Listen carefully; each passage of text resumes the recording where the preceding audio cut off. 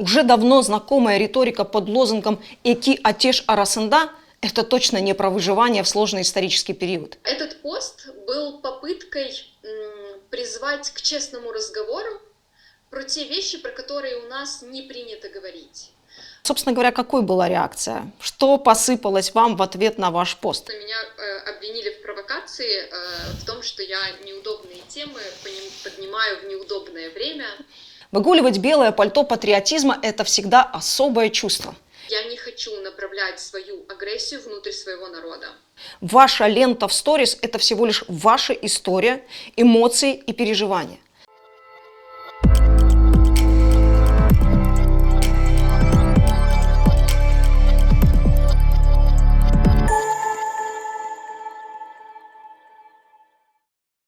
Салям алейкум. За время, пока мы были в отпуске, как всегда, произошло много разных событий, так или иначе всколыхнувших, расшатавших стройные ряды нашего скудного дискурса.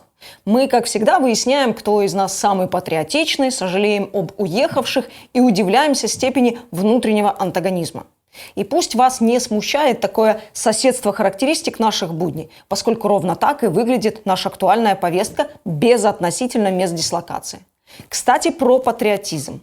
Он почему-то выглядит у нас одномерным и всегда должен соответствовать чьим-то личным представлениям. Вообще у нас появилось слишком много личного в оценках социальных процессов. Мы готовы хлестать друг друга по щекам вместо того, чтобы разбираться с явлением. Пока непонятно, о чем я? Тогда давайте напомню. В разгар жаркого лета по сетям пронеслась зажигательная дискуссия о национальной принципиальности и беспринципности. Предвосхищая ваше любопытство, сразу скажу. Мы оказались более чем предсказуемыми, пошли по протоптанной дорожке узколичной оптики оценки больших и важных процессов, непроговоренность которых преследует нас почти век. Не кажется ли вам это слишком большим историческим расстоянием для того, чтобы таскать за собой этот груз? Для того, чтобы немного разобраться с этим, мы решили поговорить с автором поста, с которого все и началось. Мавили Халил. Салям алейкум, Мавили Ханум. Так получилось, что мы с вами из тех судакских, которые отвечают за свои слова. Поэтому мы с вами обсудим ваш пост, который стал триггером, и в сеть посыпались много обидок, но зная вас и не первый год читая вас, я понимаю, что вы копали гораздо глубже, чем получилась та дискуссия, которая получилась. Какой была цель вашего поста и какой реакции вы, собственно говоря, ожидали? Наверное, я начну немножко сдалека. Когда-то на паре по когнитивно-поведенческой психотерапии я услышала одно очень интересное разделение от преподавателя на народы вербальные и символьные. Есть народы, которые все проговаривают, они вербальные, например, американцы к ним можно отнести. Это люди, которые все артикулируют, про все говорят открыто, достаточно смело и так далее. И это природа их системы, структуры, общества и так далее. А есть народы символьные, в которых не принято проговаривать какие-то вещи прямо, но мы транслируем их через какие-то символы. Мне кажется, что мы с уверенностью крымских татар можем отнести к народам, которые используют символьный способ коммуникации. У нас всегда очень многие вещи не проговариваются, они читаются между строк, некоторые месседжи мы даем друг другу невербально и так далее. И мне кажется, что с одной стороны, символы, которые помогали нам коммуницировать, мы утратили. То есть, условно, когда по стуку можно было понять, кто пришел, мужчина или женщина. Когда завернутые манжеты означали, что хозяйка занята и не может сейчас приделить много времени там, гостям и так далее. И вот этот язык символьности, который был понятен всем и считываемый всеми, мы утратили. А разговаривать не научились. То есть из одной формы мы вышли, но в другую форму не вошли, к сожалению. И этот пост был попыткой призвать к честному разговору про те вещи, про которые у нас не принято говорить.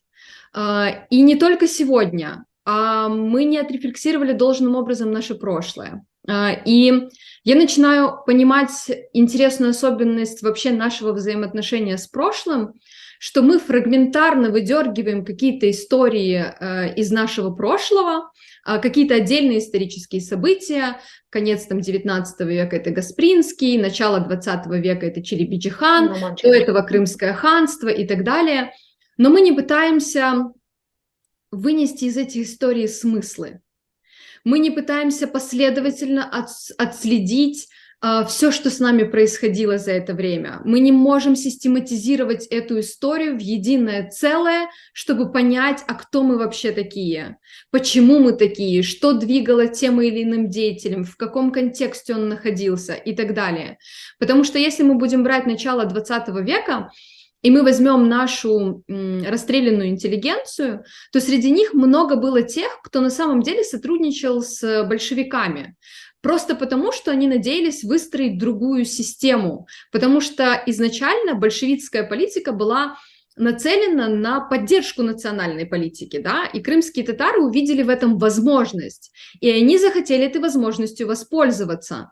И я, например, с исторической точки зрения, понимая их контекст, я в какой-то степени понимаю, почему они так действовали.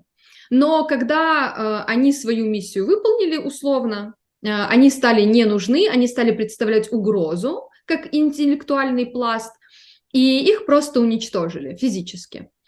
Но мне кажется, что когда мы пытаемся провести параллели с нашим временем, мы все время забываем, что часто эти люди действовали далеко не в личных интересах. Часто главной их идеей было реализовать те ценности и ту любовь к своему народу через эти инструменты, которые им тогда предлагались. И это мы сейчас с исторической перспективы видим, что эти инструменты были нерабочими. Но они их тогда разглядывали несколько иначе. И поэтому, когда мы говорим сегодня о каких-то вопросах, которые лежат в моральной, скажем так, плоскости, мне кажется, мы в первую очередь должны отрефлексировать тот опыт, который у нас был. Потому что нам важно понять, как действовали наши предки, и самое главное, к какому результату их это привело. Сработало это или не сработало. Чтобы понять, как действовать сейчас правильно, на самом деле мы настолько циклично ходим по просторам, страницам истории, что на самом деле, если правильно отрефлексировать и уловить те смыслы, которые были тогда, это же практически дорожная карта действий или наоборот то, чего не стоит делать сейчас. И поэтому тот небольшой пост, который я выложила в социальных сетях, он был просто предложением поговорить об этом. А мне, знаете, что интересно, если это возможно, ну, очевидно, что без имен, собственно говоря, какой была реакция? Что посыпалось вам в ответ на ваш пост? Исходя из вот той обратной связи, фидбэка, да, что вы можете сказать о состоянии нашего общества? И маленькое уточнение. Мы все-таки говорим о социальной сети, где сидит в основном молодое поколение. То есть люди, ну, явно, да, минус 40 плюс, да? Да, тут реакция была очень разной и интересной. И одна реакция была в попытках оправдаться, вторая реакция была в попытках осудить, третья реакция в попытках объяснить вообще это явление. И для меня все три реакции абсолютно понятны, но это точно не была... Ну и плюс еще, конечно, меня обвинили в провокации, в том, что я неудобные темы поднимаю в неудобное время и так далее. Ну, это наша сейчас любимая, я так заметила, тенденция все время, когда мы считаем, что это не вовремя. Но я поняла для себя, что подходящего времени никогда не будет. Абсолютно точно. Ни для чего, вот правда. Если мы сейчас не выбираем это время и не делаем его подходящим, то смысла ждать подходящего времени на самом деле нет. И я поняла, что... Для нас эта ситуация оказалась, и эта тема оказалась болезненной. Я не уверена, что мы готовы о ней говорить без взаимных упреков. Но, возможно, нам нужно пройти эмоциональный этап, чтобы перейти в плоскость рациональности. Нам нужно пройти и высказать друг другу все то, что у нас накопилось, чтобы мы могли дальше действовать более конструктивно. Потому что сейчас, из того, что я вижу и наблюдаю, у нас есть эмоциональная рефлексия, которая в том числе призывает нас к осуждению или к оправданию, а есть еще агрессия, которая подавлена зачастую, и проще ее направить на своих. И третий момент, который я для себя все больше и больше изучая вообще политику колонизации, я для себя понимаю, что один из элементов колонизации – это стравливать народ внутри себя, внутри системы, чтобы агрессия была направлена вовнутрь, а не вовне. Это то, что я наблюдаю внутри крымско-татарской среды, когда мы, правда, направляем свою агрессию внутрь друг друга, потому что у нас нет этой возможности отрефлексировать это вовне куда-то. И это остается вот внутри нашей... Да, друг с другом воевать проще, да. Конечно. Ну, на самом деле, мне кажется, тут проблема в том, что мы не понимаем ценность нашего человеческого капитала, поэтому у нас вот такая внутривидовая борьба и история.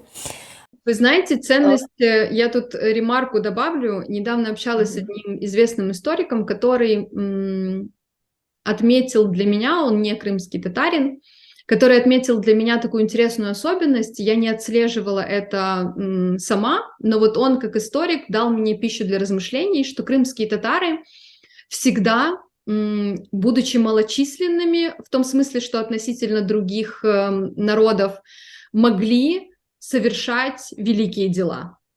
И он обратил внимание на то, что мы всегда побеждали качеством и никогда количеством. И для меня это, честно говоря, послужило тоже таким фактором того, что я не хочу направлять свою агрессию внутрь своего народа, потому что это потенциал, который может помочь нам реализовать какие-то наши ценности, идеи там, в будущем и так далее. Да? То есть я не хочу направлять агрессию на своих же, но я хочу, чтобы мы обрисовали общий круг моральных ценностей, за которые мы не будем выходить. Такого рода разговоры всегда кажутся несвоевременными, не к месту и такими, что подрывают веру в себя и веру в нас. Но мне хочется, чтобы мы жили по рациональным правилам, а не эмоциональным. Чтобы мы, наконец, выучили уроки прошлого и над нами не висела память про Мубарек и чей-то сомнительный выбор между личным благополучием и национальными интересами. Да, наши разговоры о принципиальности всегда начинаются не с того. Эти красные линии кому-то не всегда осязаемы, более того, не всегда прочерчиваются нами. Но ведь есть же очевидные вещи.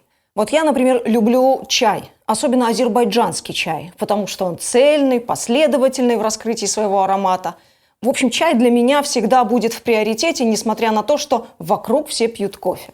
А если серьезно, то, может быть, как раз непроговоренность истории с Мубареком и прочих эпизодов советской контрборьбы с нами размыла границы наших социальных императивов и нравственных норм.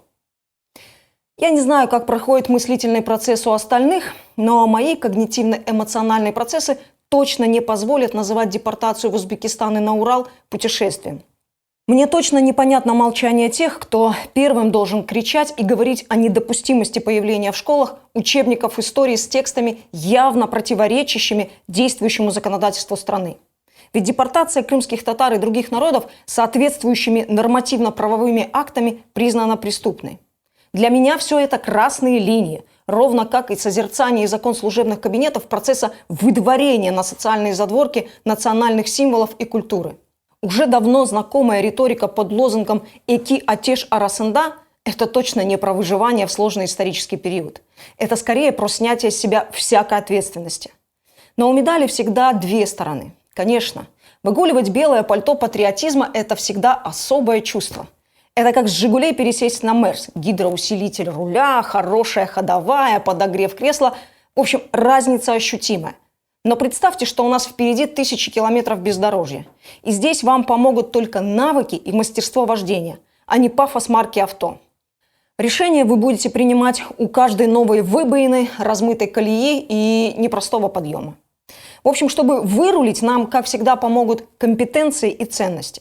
То есть анализ расстояния, сложности пути плюс социальные нормы, о которых нам давно уже нужно договориться. И несмотря на очевидность ответа на вопрос, а что для нас ценно, нам все-таки снова и снова надо это проговаривать. Давать определения и периодически синхронизироваться друг с другом. Мы говорили о ценностях, поэтому вопрос про ценности. Что бы вы назвали крымско-татарскими ценностями, что для нас важно, что мы не можем и не должны предать?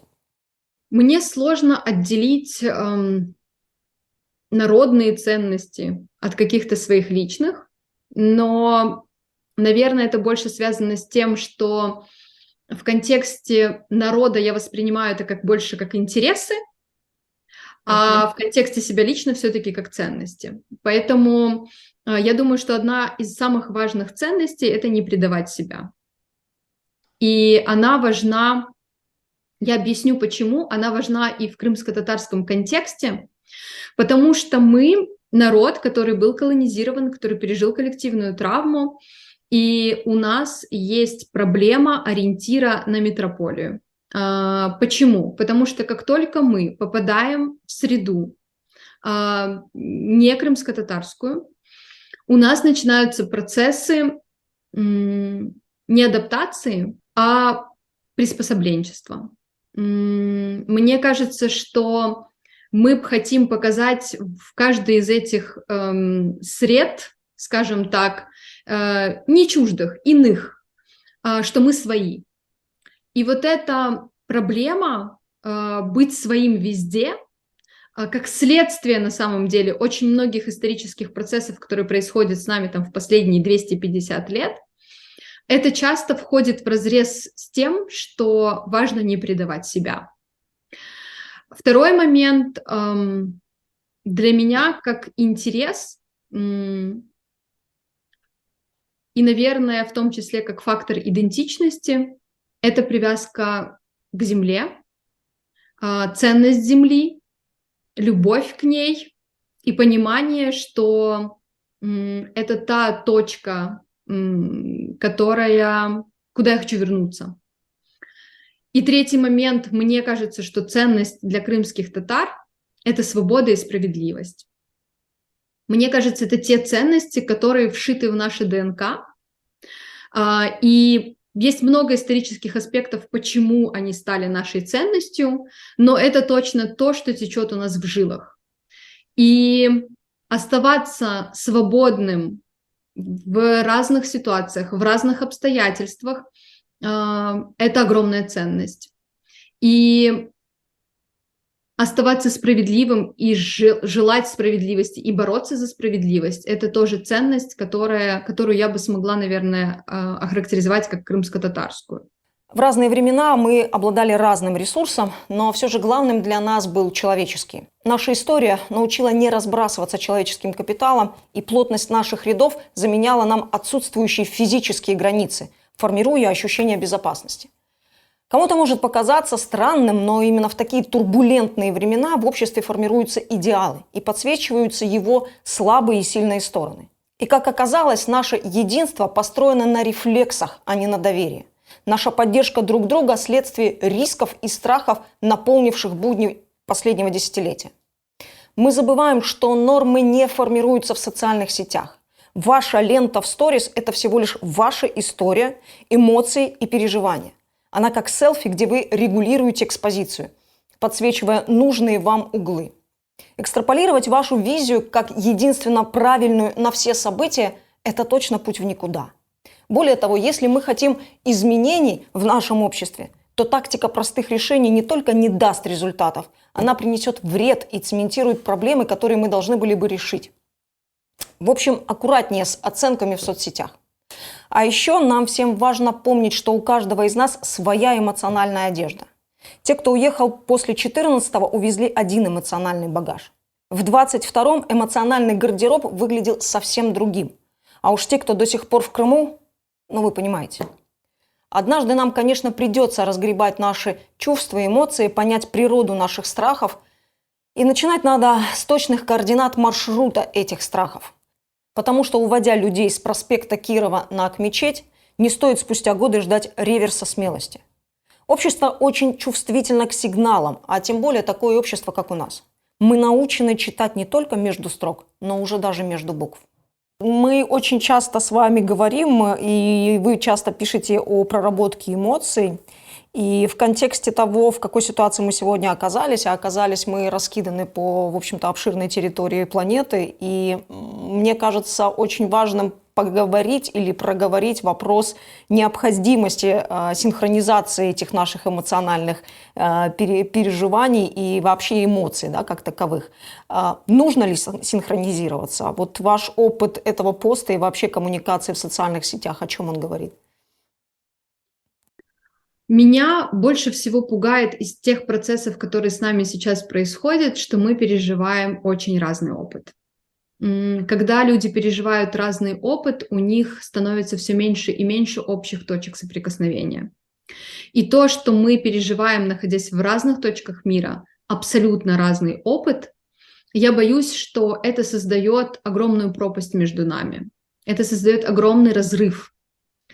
И если мы не будем создавать причины для того, чтобы преодолеть эту пропасть и этот разрыв, если мы не начнем строить мосты для того, чтобы понять друг друга, принять друг друга, если мы чего-то не понимаем, не претендовать на одну единую истину, это очень сложные процессы, потому что это в первую очередь работа с собой и потом уже с другим. Но если мы эту работу не проделаем, я боюсь, что эта пропасть превратится в непреодолимую. Второй момент, который мне кажется важным в этой истории, как мы можем синхронизировать наши эмоции. Я боюсь, что внутри крымско-татарского общества сейчас идет соревнование, кому хуже. То есть, когда мы говорим об оставшихся и уехавших, условно, да, это любимая наша история, мы соревнуемся, а кому хуже. А вот у вас там такие возможности, а вот вы там то можете, а вот вы остались в Крыму, у вас там есть возможность там горы, море видите, не знаю, родители, еще что-то. Мы бесконечно соревнуемся в том, кому хуже. Поверьте, это не те соревнования, где стоит выигрывать. Это не то вообще, в чем стоит соревноваться. И поэтому я боюсь, что создание общего какого-то пространства, где мы могли бы рефлексировать на тему того, что мы переживаем, будет наполнено агрессией и упреками, а не поддержкой и принятием. Но если мы не будем создавать это пространство, и не начнем хотя бы даже с того, что мы скажем друг другу все честно, но, может быть, мы подыщем форму такую, чтобы сказать это таким образом, чтобы чувства другого человека не были задеты, то, возможно, тогда мы сможем перейти на стадию, когда мы начнем понимать эмоции друг друга, либо принимать их. Потому что мы часто, я замечаю у крымских татар, это как раз в силу того, что это одно из последствий того, что у нас очень символьный народ, мы не привыкли очень многие вещи проговаривать. Когда мы начинаем проговаривать, мы вообще не придаем значения форме, в которой мы это делаем. И эта форма становится очень болезненной, она наполнена упреками, она наполнена персоналиями, о которых вообще не стоит говорить, в плане упоминать, можно говорить о явлениях. И то, что мы не умеем и не хотим выбирать форму для диалога и для созидания, это один из разрушающих факторов. Это один из факторов, который эту пропасть увеличивает. Поэтому для того, чтобы синхронизировать эмоции, простите, нужно начать работать очень много над собой. для поиска адекватных форм, для понимания, и опять же я возвращаюсь бесконечно к этим вопросам. Кто я, какой я, какие идентичности я имею и где мое пространство, в котором я эти идентичности реализовываю. Мне очень понравилась фраза Эмини Асановой в одном из выпусков Меркеза, когда она сказала о том, что то, что мы декларируем, очень часто отличается от того, что мы реально проживаем. И мне хотелось бы, чтобы мы наконец-то эту пропасть преодолели, чтобы мы научились честно говорить. Но, с другой стороны, есть еще одно из исследований по крымским татарам, которые говорят о том, что крымские татары – это люди культуры чести. Растолковывая это таким образом, что для нас важен внешний фактор, что о нас подумают люди. К сожалению, вся наша культура, ну, может, не к сожалению, я не знаю, но это факт. Вся наша культура построена на том, в том числе, да, адын чыкканчы жанын чыксын. Но мы проживаем супер разный опыт. Любой человек состоит из света и тени. В нас есть плохого иногда не меньше, чем хорошего, простите. Но из-за того, что мы не готовы принять это в себе, потому что так нельзя, из-за того, что мы не готовы это отрефлексировать про себя, принять это частью себя, мы справиться с этим не можем. И поэтому оно проецируется на других и выходит вот в таких разрушающих, абсолютно вот разрушительных диалогах, если это можно назвать диалогами. Поэтому без преодоления, в первую очередь, этой пропасти и выстраивания мостов, но выстраивания адекватных мостов с проработкой собственных эмоций, я думаю, что мы мало что сможем построить. У нас в запаснике еще есть тема про социальные табу. Мы с вами ее все никак не обсудим. Мы с вами говорили, что мы раскиданы на большие расстояния друг от друга, и в этом смысле социальные сети у нас становятся, собственно говоря, единственной площадкой, где мы все вместе можем коммуницировать. И я хотела бы проговорить с вами такой момент. Социальные сети в этом смысле инструмент или подиум? Сложно ответить на этот вопрос. Объясню почему. Потому что современные психологические тенденции говорят о том, что сейчас одна из эпидемий – это эпидемия нарциссизма. Да, и я хочу сказать о том, что сразу оговорить этот момент, он важен, что определенная доля нарциссизма, здоровый нарциссизм, он есть у нас у всех, это нормально. Но иногда это перерастает как бы определенные грани и рамки и становится, правда, такой тотальной демонстрацией какой-то фасадности, да, какой-то картинки. С одной стороны, для меня, как иногда для исследователя, социальные сети – это индикаторы, в первую очередь, того, что происходит внутри общества. И мне кажется, это очень показательные индикаторы. Но с другой стороны, я всегда понимаю, что социальные сети – это фасад. И мы не должны этого забывать, потому что как раз вот эти истории, которые создают часто блогеры, да, с идеальной жизнью в социальных сетях, которая далеко не соответствует реальности. Социальные сети становятся пространством, с одной стороны, для рефлексии, это правда, как маркер того, что происходит в обществе, но с другой стороны, мы всегда должны понимать, что социальные сети создают определенную картинку, которая не всегда может соответствовать реальности. И поэтому для меня социальные сети – это больше индикатор психологического состояния общества, того, что в нем происходит, как раз потому что как раз желание создать фасадную какую-то картинку, оно часто бывает продиктовано тем, что содержание не такое прекрасное, и нужно прикрыться каким-то фасадом.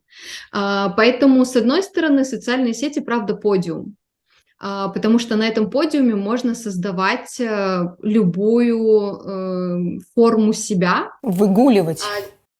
Да, демонстрировать очень иногда белое пальто, например, а за кадром всего этого не иметь. С другой стороны, это, правда, площадка для рефлексии, и возможности. Для меня это в том числе мостик, как индикатор того, что происходит внутри общества, особенно если я не являюсь сейчас, например, его частью, да. То есть для меня это понимание и измерение градуса средней температуры по палате. Вот, и поэтому социальные сети – это инструмент. Как кто его использует, очень Другой по-разному. вопрос. Да. Но в таком случае социальные сети всегда бывают тем ресурсом, который дает информацию, да, о происходящих событиях. Иметь информацию и проживать ситуацию – это одно и то же или все-таки это разный опыт? Это разные вещи. Я объясню почему. Не все, что мы прожили, можно считать опытом. Опыт – это уроки, извлеченные из того, что мы прожили. То есть не сам факт проживания событий является опытом. Ну, я имею в виду в том психологическом смысле, в котором мы об этом говорим. Но когда это отрефлексировано и сделаны выводы и уроки, мы можем говорить о том, что это опыт, который может нам помочь в будущем, да? То есть мы все опираемся на свой опыт, но это те выводы и рефлексии, которые сделаны из прожитого события. Поэтому не всегда просто прожить означает получить опыт. Мне кажется, что это не совсем равные понятия. Несмотря на сложность этих разговоров, мне хочется, чтобы мы все-таки их успешно осуществили, проговорили и пришли к чему-то. Поскольку однажды мы будем стоять перед необходимостью замены стратегии борьбы на стратегии трансформации. И здесь нам точно понадобятся компетенции и знания, а не только опыт и мудрость. Уже сейчас мы наблюдаем, что успех обеспечивается репутацией и способностью управлять сложными процессами. Это единственная и надежная валюта в сегодняшних социально-исторических процессах. Вы спросите, зачем все это обсуждать? Ведь и так все понятно. Нет. Видимо, не всем и не все. Если каждый разговор на неудобные темы разводит нас по разным углам. А это означает, что мы не слышим и не делаем попыток услышать друг друга. Мы точно не сможем договориться о нормах, которые будут определять легитимное поведение в обществе, если не будем придерживаться правил качественной коммуникации, а не формальной. Более того, как говорить друг с другом – это задача, которую мы давно должны были решить, но опять что-то где-то пустили на самотек. А в свете всех событий, происходящих с нами, эта потребность возросла в разы. Мы уже говорили как-то о демографических рисках, которые вполне реальны для нас. Ко всему этому теперь нужно добавить еще один риск. Мы раскиданы по континентам и странам, наш человеческий капитал рассредоточен по миру. Не проработав одну травму, перед нами возникает новая проблема. Мы рискуем стать виртуальной нацией, которая существует лишь в интернет-пабликах и телеграм-каналах. Находясь на большом расстоянии, мы точно теряем навыки понимания друг друга, сосуществования в одном физическом пространстве. Наши социальные рефлексы точно будут разниться и зеркалить тот опыт, который мы получили за пределами Крыма или в Крыму. И все бы ничего, если бы мы могли принимать и доверять опыту каждого, адаптировать и подбирать правильные инструменты коррекции. Но мы ведь не доверяем друг другу. У нас нет своего института культуры, который не только мог бы быть амбассадором и лоббистом всего крымско-татарского, но и той институцией, которая формулировала бы наши социокультурные ориентиры, формировала представления и образы. Те самые паттерны и нарративы, про которые у нас не любят говорить и называют пустой философией. У нас все не так, поэтому для одних легитимным поведением является только протест, а другие вообще не заморачиваются на тему легитимности. Но все мы нуждаемся друг в друге. Где бы вы ни были, в Лос-Анджелесе или на Камчатке, мы все хотим быть ближе к своим. Мы очень часто говорим про недоверие в нашем обществе, да, как следствие условно колониальной истории, как следствие травматического опыта, пережитого нами, да, исторического опыта. В этом контексте как научиться снова доверять друг другу и вообще как общество реанимирует эту способность в себе? Здесь нет решения простого. Это будет очень небыстрый процесс. Во-первых, внутри общества должно сначала сформироваться такое понятие, как безопасность. Пока общество не будет чувствовать себя в безопасности, мы не можем не говорить ни о каком доверии. Но У крымских татар есть прекрасный опыт жизни в не, скажем так, неблагоприятной для себя среде. Я не говорю сейчас про окружение бытовое, я говорю сейчас про политическую ситуацию. Мы возьмем, если период возвращения, то это прекрасный пример того, как у крымских татар выстраивались горизонтальные связи. То есть мы формировали комьюнити, в которых было доверие друг к другу, и которые смогли координироваться таким образом, что, по сути, они смогли организовать все это сопротивление, всю эту борьбу за возвращение, да, весь этот ненасильственную борьбу и все эти митинги там в Москве. Мне кажется, вообще нам очень важно этот опыт правильно переосмыслить. События московские 1987 года. Мы все об этом как будто бы знаем, но мне кажется, что вот мы как раз остановились на уровне того, что у нас есть информация, а ее прикладное значение мы недооцениваем и, более того, не извлекаем и не применяем. Хотя есть очень, как мне кажется, важные адаптивные механизмы, которые были бы эффективными и сейчас. Поэтому, если возвращаться к вопросу доверия, то мне кажется, что доверие – это очень хрупкая инстанция, которая, как для его рождения требуется много времени, так и для его возрождения потребуется достаточно много времени. Потому что в системе враждебной, когда ты находишься, у тебя сокращается круг людей, которым ты доверяешь, и начать доверять заново становится очень непросто. И поэтому я думаю, что этот процесс, который будет у нас не в одном поколении. Я не могу сказать, что у нас будут какие-то быстрые решения, когда все поменяется быстро. Ну, простые решения не всегда действенны, а глубинные решения и решения, которые меняют ситуацию, они всегда непростые, уж простите за тавтологию.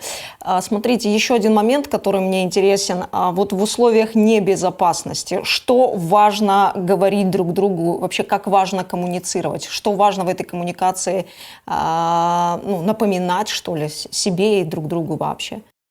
Вы знаете, мне кажется, что в условиях небезопасности мы возвращаемся к языку символьности. Мы помогаем друг другу и поддерживаем друг друга месседжами, которые будут понятны только нам. И это важно делать.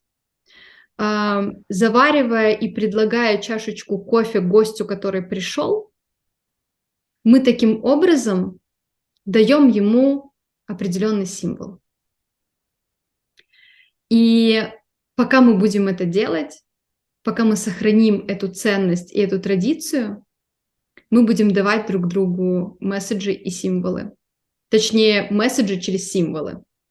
И я думаю, что когда вы находитесь в условиях небезопасности, делать это нужно чаще и больше. Нужно давать безопасность хотя бы в том моменте, в котором это возможно. У себя на кухне, какой-то уютной встрече. И опять же, обратите внимание, я все время говорю про коммуникацию, потому что поддержать друг друга в небезопасности можно только посредством коммуникации. Символьной, телесной, да, никто не отменял обнимашки. И мне кажется, это очень важно делать. Это очень важно делать. Это как раз то семя, которое поможет сохранить вот эту потребность в доверии, да? То семя, которое поможет сохранить, из которого можно будет это доверие возродить. И поэтому мне кажется, что нам нужно в этом смысле, несмотря на то, что это будет немножко противоречить всему тому, что я говорила до, нам нужно создавать тот символьный язык, который будет считываться людям с общими ценностями. Ну и, конечно, нам нужно говорить о ценностях, потому что без того, что мы сможем понять, какие у нас ценности, у каждого лично, какие у нас национальные интересы, мы не сможем иметь общее пространство для взаимодействий.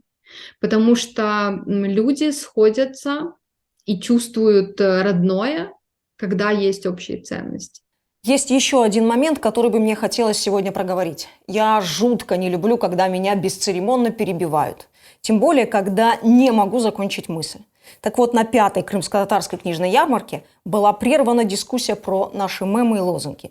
Мне кажется, завершить ее очень важно, несмотря на то, что кому-то эта тема представляется необоснованно актуальной.